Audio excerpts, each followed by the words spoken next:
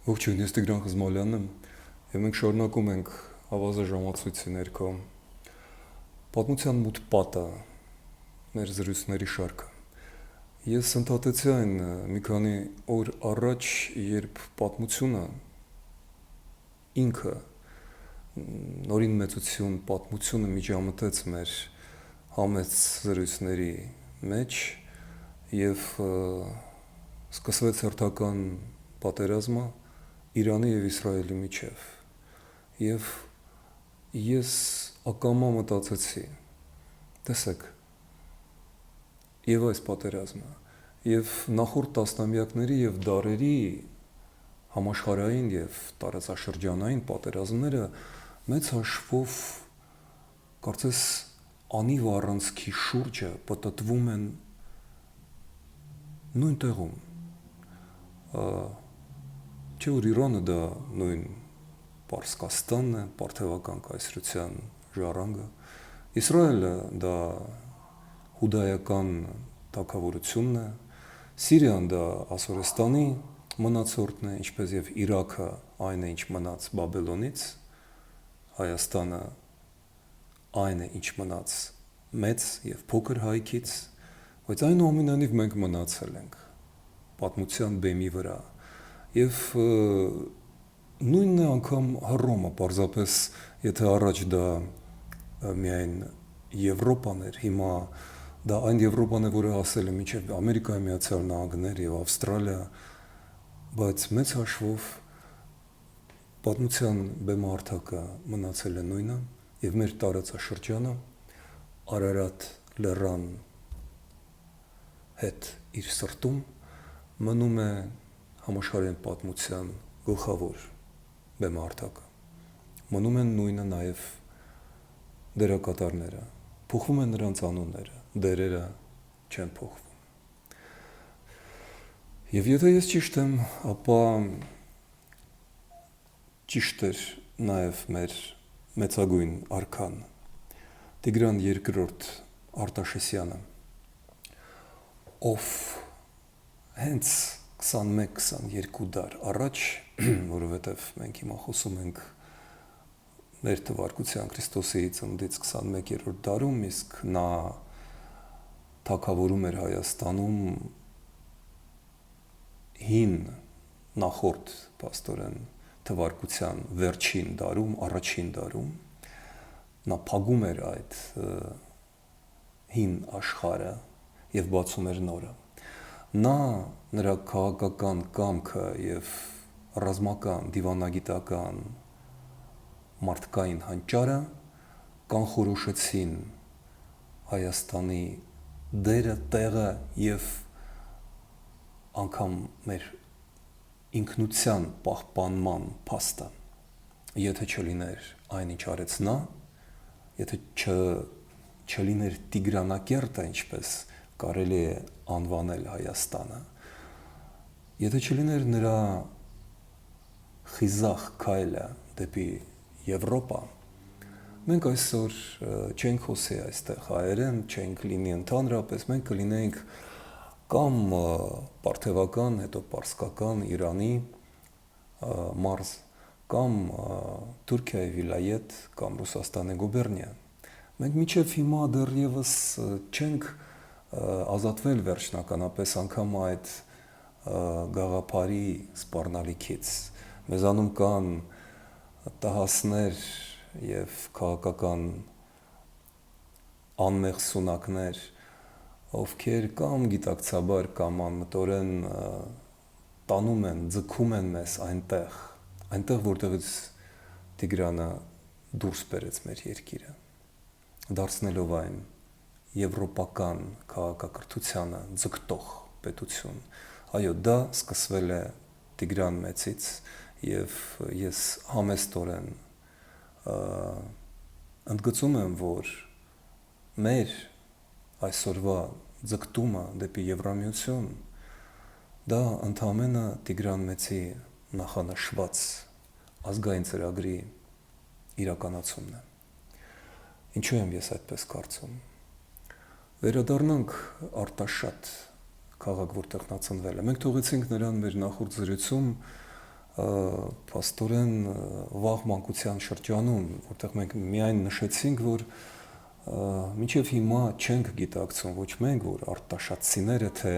ում հայրենակիցն են նրանք, ում հայրենակիցն ենք մենք ապրում ենք կողք կողքի մի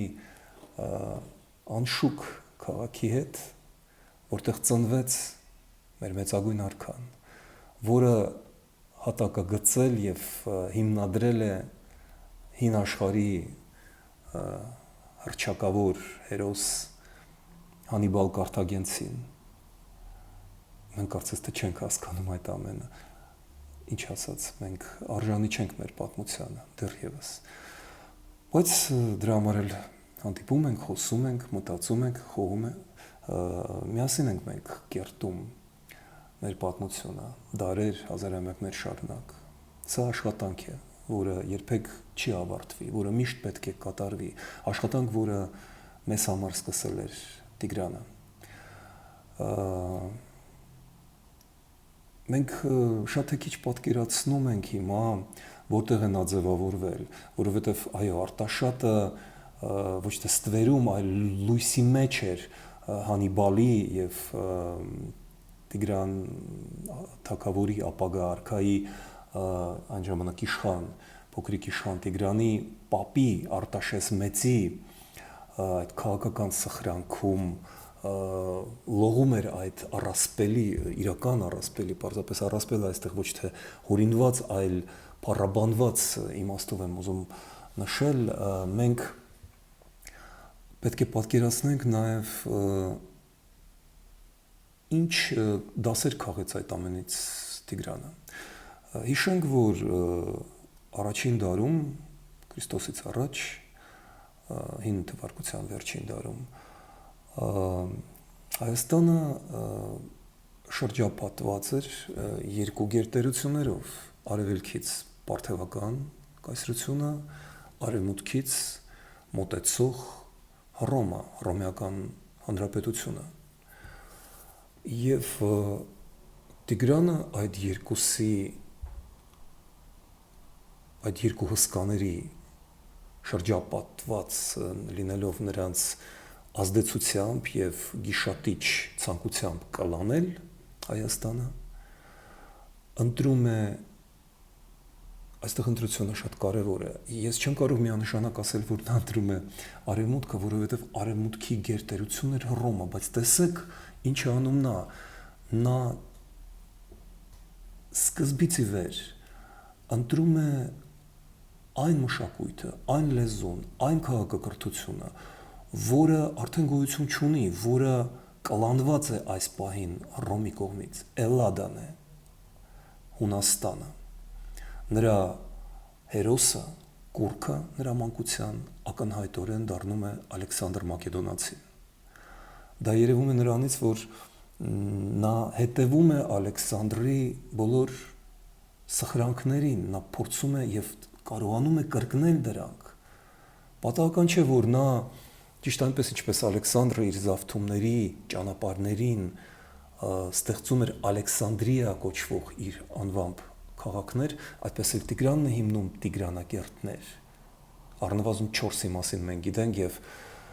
մեկը դեռևս 3 տարի առաջ, 2 տարի առաջ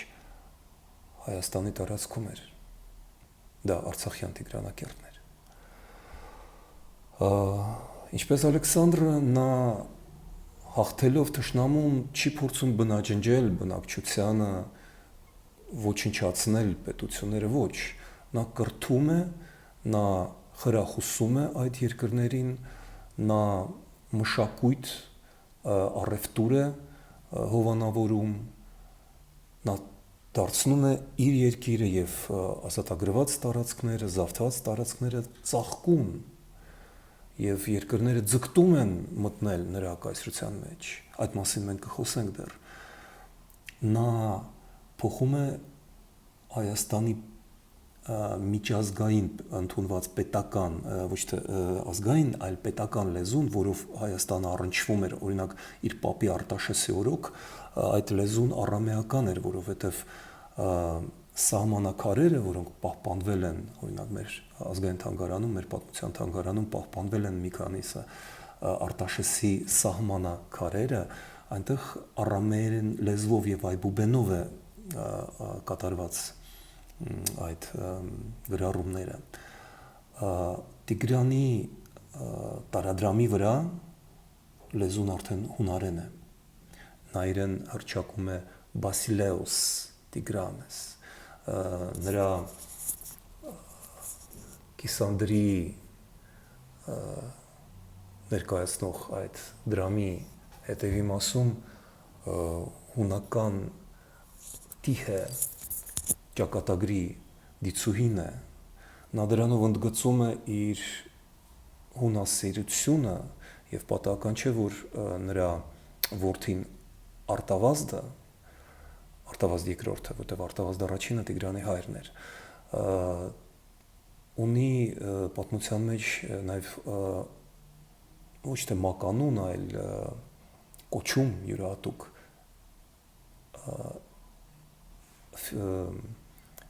հունասեր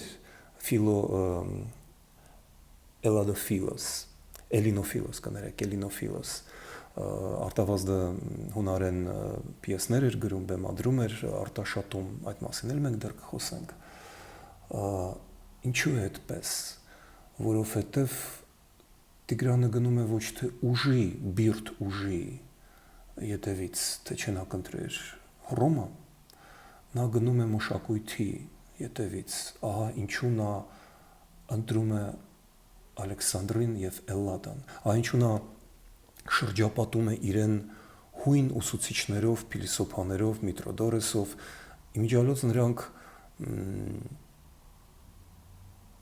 ձևավորում են Տիգրանի մոտ շատ յուրահատուկ վերաբերմունք Հռոմին, պատահական չէ, որ փիլիսոփա Միտրոդորը Տիգրանի մտերմագույն խորհրդական եւ ընկերոջ Միտրոդորի անունն էր նաև Միզորոմեոս, այդպես են իրեն անվանում հռոմեացիները, այսինքն հռոմատյաց։ Դա շատ կարևոր է, որովհետև հույները ատում էին Հռոմը, արհամարում էին դրան, որովհետև Էլլադան կլանված էր Հռոմի կողմից եւ դա փաստորեն Էլլադայի վերջին 1-2 սերունդն էր, այնտեղ կատարվեց սարսափելի ողբերգություն, հույները կլանված լինելով, զավթված լինելով Հռոմի կողմից համազգային դեպրեսիա ապրեցին եւ անհայտացան 1-2 սերունդների ընթացքում, իրենք այլևս չէին ուզում ապրել, իրենք չէին ուզում ընտանիքներ կազմել, երեխաներ ունենալ եւ Տիգրանը օրոք մենք տեսնում ենք այդ հույների Էլլադայի ժառանգների վերջին սերունդը Պլուտարկոսը Հռոմում, որի մասին մենք նույնպես առանցին կխոսենք, որովհետև դա շատ հետաքրքիր երևույթ է, ֆենոմեն է։ Միտրոդորը եւ այլ հույներ Տիգրանի արքունիքում իմիջիալոց հենց այդ սերը հունական մշակույթի լեզվի եւ Ալեքսանդրի սխրանքի հանդեպ, իսկ չմոռանանք, որ ես սկսեցի խոսել, չավարտեցի, Տիգրանը շատ լուրջ էր վերաբերվում Ալեքսանդրին եւ իր կյանքի առաջին մասը, իր սխրանքների առաջի փուլը փաստորեն կարելի է անվանել իր կյանքի Ալեքսանդրական փուլ, որն ավարտվում է այն պահին, երբ երկրորդ անգամ պատմության մեջ Ալեքսանդրը առաջինն էր։ Տիգրանը ծնկի է բերում պարթևական, պարսկական կայսրությունը եւ գրավում է, զավթում է Էկբաթենը եւ Թիզբոնը, Տեսիֆոնը, ինչպես հույներն էին ասում, պարթևական կայսրության երկու մայրաքաղաքները եւ ինչպես եւ Ալեքսանդրը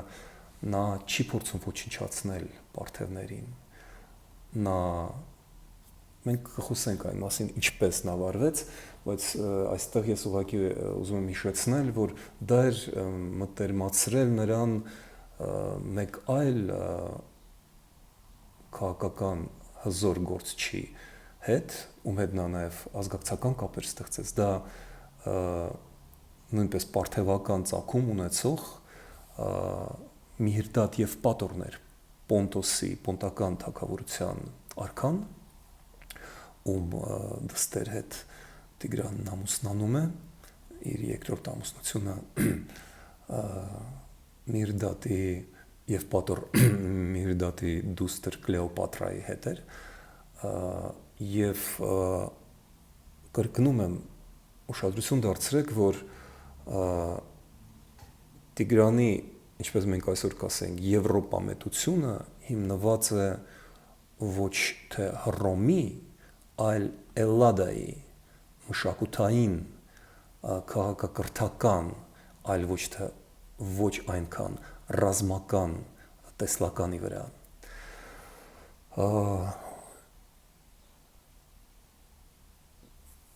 Այդպես որ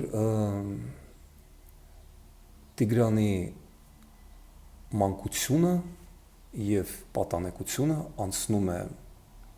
պարթևական եւ հռոմեական ազդեցությունների պայքարի մեջ, որտեղ նա, ես կարծում եմ, պատանեկության տարիներին շնորհիվ Ալեքսանդրի Ալեքսանդր Մակեդոնացու մասին պահպանված եւ իր սիրած գրքերը դարձած, որտեղ պետք է ասել, որ Ալեքսանդրի պատմությունները պահպանվել են հիմնականում հայերեն թարգմանություններով եւ հունական բնագրերը մեզ հիմա չեն հասել, բայց պարզ է, որ Տիգրանը կարդում էր հենց դա, ահա ինչու նա խոսում է հունարեն, հայերենից, պարթևերենից, պահլավի կոչվող լեզվից եւ առամեերենից բացի,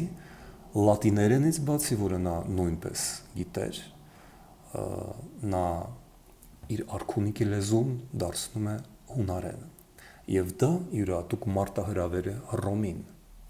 Ես այս քաղաքակրթության ժառանգորդ եմ, բայց ես ձեր հպատակը չեմ, դրանով ասում է Տիգրանը, ահա նրա երրորդ ճանապարհը։ Եվ այս պահին մենք պետք է պատկերացնենք նաև ինչ քաղաքական պայմաններում է մտնում Տիգրանը պատմության եւ քաղաքականության մեջ։ Այդ պահին Հայաստանը պարթևական ոչ միայն ազդեցության հիմնականում, այլ նաև պարզապես ռազմական եւ տնտեսական գերակայության տակ է։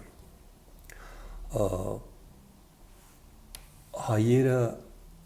ինչը շատ կարևոր է հին աշխարհի համար, պարթևների հետ կիսում են նաև կրոնը։ Դա շատ կարևոր է, անգամ մինչև 20-րդ դարի սկիզբը ռուսական ցարական կայսրությունում կամ Օսմանյան կայսրությունում մարդկանց բնորոշում են ոչ թե ազգությամբ, այլ կրոնով։ Անձնագրերում գրվում էր ոչ թե ազգությունը, այլ կրոնը։ Ինչ կրոնի ես դու պատկանում, այն էլ դու ես։ Եվ այս առումով հայերը զրադաշտական պարթևական կայսրության կողքին պահպանում են արևապաշտության իրենց կրոնը, որը շատ մոտ է զրադաշտությանը, բայց միթրաիզմ կարելի է դա անվանել, միհր Աստծո հնագույն պաշտամունքը, որը մենք գիտենք մեր նախնիներից Հիքսոսները հասցրել են անգամ Եգիպտոս, դա պահպանվում է, դա արևապաշտությունը եւ զրադաշտությունը կրակի պաշտամունքը իրարամերժ չեն, իրենք գրեթե նույնն են, մի փոքր տարբերությամբ, այնուամենայնիվ զրադաշտը հայերի գլխավոր մարգարեն չէ։ Տիգրանի օրոք թագավորը, արքան, ինչպես եւ հիմա թագավորական տներում, օրինակ Բրիտանիայում մնում է գլխավոր քուրմը, ինչպես օրինակ Բրիտանիայի այսօրվա թագավոր Չարլզ երրորդն չէ՞ նա հանդիսանում է անգլիական եկեղեցու ղեկավարը, այնպես էլ Տիգրանն էր գլխավոր քուրմը միհրական կրոնի, որը դավանում էր հայ ժողովուրդը։ Եվ այս առումով Տիգրանը կատարում է նաև հսկայական հոգևոր աշխատանք, որովհետև եւ դա է հենց Ալեքսանդրի սխրանքի շարունակությունը Տիգրանի մարմնավորմամբ նա ավարտի հասցրեց այն, ինչը սկսեց Ալեքսանդրը։ Հայտնի է, որ երբ որ Ալեքսանդր Մակեդոնացին մտավ արևելք եւ զավթեց Պարթևական կայսրությունը, նա ասավ Պերսեպոլիս եւ ծնկի եկավ այդ քաղաքի ճկնաղ անհավանական գեղեցկության եւ հզորության առջև։ Ես եղել եմ Պերսեպոլիսում եւ մինչեւ հիմա ապշած եմ, դա մեր հոգեվոր հայրենիքն է, կարծես այցելեք եւ կտեսնեք ինքներդ, պատերազմից հետո անպայման գնացեք, դա շատ ավելի հզոր է, քան եգիպտական բուրգերը, դա իսկապես աշխարհի 8-րդ հրաշալիքն է, չգնահատված։ Եվ Տիգրանը արեց այն, ինչի մասին երազում էր Ալեքսանդրը։ Նա միավորեց արևելքի եւ արևմուտքի աստվածներին եւ Նեմրութ լեռան վրա նրա հրամանով նրա վասսալ թագավոր Անտիոք Կոմագենացին կառուցեց այդ պանթեոնը, որը մասամբ պահպանվել է նաեւ հիմա, դա Թուրքիայի եւ Սիրիայի սահմանին գտնվող հարավային Նեմրութը, որտեղ կա երկու Նեմրութ լեռ, հարավային Նեմրութն է Էդեսիայի Ուրֆայի կողքին ոչ հեռու այնտեղից, որտեղ արևելյան եւ արևմտյան աստվածները միավորված են, որտեղ Արամազդը եւ Զևսը նույն աստվածն են, որտեղ Անահիտը եւ Ստերևութի Աթենքը կամ Ապրոդիտը նույն կերպարով են ներկայացված, Տիրը եւ Ապոլոնը եւ այլն։ Այսինքն մեր պատմությունների այս զրույցում ես ուզում եմ, որ մենք պատկերացնենք Տիգրանի մտածելակերպը, նրա հոգևոր կերպարը, այն, որ նա ձևավորվում է իր պապի Արտաշեսի մի կողմից, մյուս կողմից Ալեքսանդր Մակեդոնացու սխրանքների լույսի ներքո, եւ նա երազում է կրկնել դա, եւ այդ իր երազանքը առնչվում է դաժանագույն իրողությանը։ Այս բանին ես ընդհատում եմ մեր զրույցը, որպեսզի շարունակեմ այն մի քանի օրից եւ հիշեցնում եմ, որ ցանկության դեպքում դուք կարող եք եւ ես խնդրում եմ, որ դուք անեք դա եւ բաժանորդագրվեք եւ ուղարկեք մեզ ձեր աջակցությունը այստեղ նշված QR կոդով։ Շնորհակալություն, կհանդիպենք շուտով։